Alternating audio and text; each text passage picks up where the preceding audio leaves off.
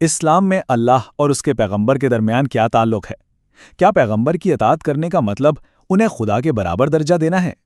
یہ ایک ایسا سوال ہے جو اکثر لوگوں کو الجھن میں ڈال دیتا ہے۔ تو آج آئیے اسی گتھی کو سلجھاتے ہیں۔ تو چلیے اس موضوع کو سمجھنے کے لیے بالکل اس بنیادی اعتراض سے شروع کرتے ہیں جو اکثر اٹھایا جاتا ہے۔ تو سوال یہ اٹھتا ہے، کیا مسلمان پیغمبر اسلام کو خدا کے برابر سمجھتے ہیں؟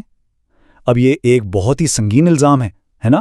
تو آئیے دیکھتے ہیں کہ خود اسلامی تعلیمات اس بارے میں کیا کہتی ہیں۔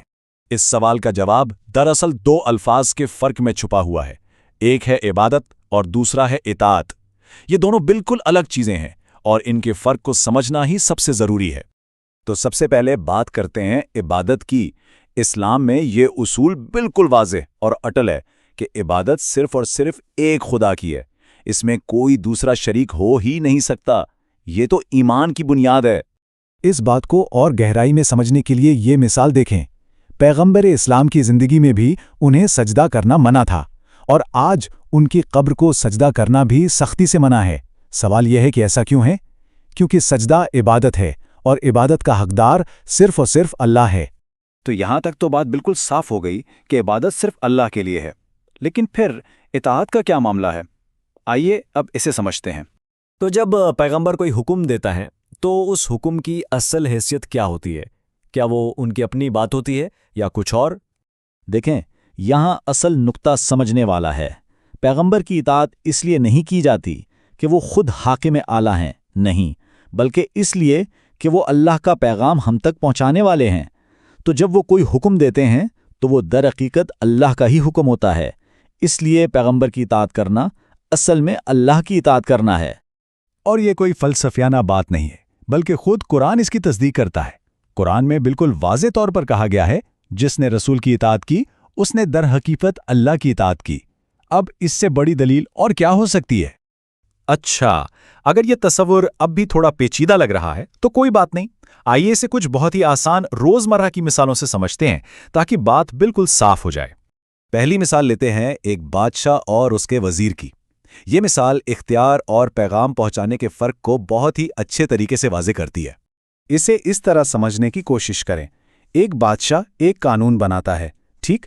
اب وزیر کا کام کیا ہے؟ اس کا کام ہے صرف اس قانون کا لوگوں میں اعلان کر دینا۔ تو جب لوگ وزیر کے اعلان پر عمل کرتے ہیں تو وہ اصل میں کس کی اطاعت کر رہے ہوتے ہیں؟ بادشاہ کی، ہے نا؟ وزیر تو بس ایک پیغام پہنچانے والا ہے۔ کوئی یہ تو نہیں کہے گا نا کہ لوگ وزیر کی عبادت کر رہے ہیں۔ یہی اس مثال کا اصل نچوڑ ہے۔ وزیر کے حکم کو ماننے کا یہ مطلب ہرگز نہیں ہے کہ وزیر خود بادشاہ بن گیا ہے، اس کا درجہ ہمیشہ بادشاہ کے ماتحت ہی رہے گا۔ یہاں آپ اس فرق کو بالکل صاف طور پر دیکھ سکتے ہیں۔ بادشاہ حاکم اعلیٰ ہے، اس کا کام ہے حکم دینا۔ وزیر ایک ماتحت ہے، اس کا کام ہے حکم کو آگے پہنچانا۔ کردار، حیثیت اور کام سب کچھ بالکل الگ الگ ہے۔ چلیے ایک اور مثال دیکھتے ہیں تاکہ یہ بات ذہن میں بالکل پختہ ہو جائے۔ فرض کریں ایک کلائنٹ ہے اور اس کا ایک وکیل۔ ذرا سوچیں، جب عدالت میں ایک وکیل بات کرتا ہے تو قانونی طور پر وہ اپنے کلائنٹ کی طرف سے بات کر رہا ہوتا ہے، لیکن کیا اس کا مطلب یہ ہے کہ وکیل اور کلائنٹ برابر ہو گئے؟ یا کیا وکیل اپنے کلائنٹ کی جائیداد کا مالک بن گیا؟ نہیں، بالکل نہیں، وہ صرف ایک نمائندہ ہے، مالک نہیں۔ تو ان تمام دلائل اور مثالوں کی روشنی میں آخر ہم کس نتیجے پر پہنچتے ہیں؟ نتیجہ بالکل واضح ہے۔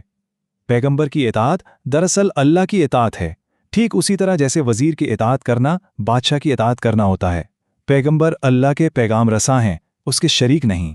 تو آخری اور ختمی بات یہ ہے کہ اطاعت کا یہ رشتہ کبھی بھی برابری یا شراکت داری کو ظاہر نہیں کرتا۔ اسلام میں توحید یعنی ایک خدا کا عقیدہ بالکل صاف اور غیر مبہم ہے۔ عبادت صرف اللہ کی اور پیغمبر کی اطاعت اللہ کے حکم کی وجہ سے۔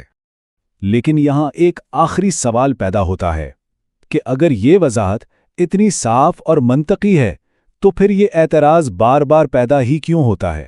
یہ وہ سوال ہے جو ہمیں صرف دلائل سے آگے بڑھ کر انسانوں کی سوچ اور ان کی نیتوں پر بھی غور کرنے پر مجبور کرتا ہے۔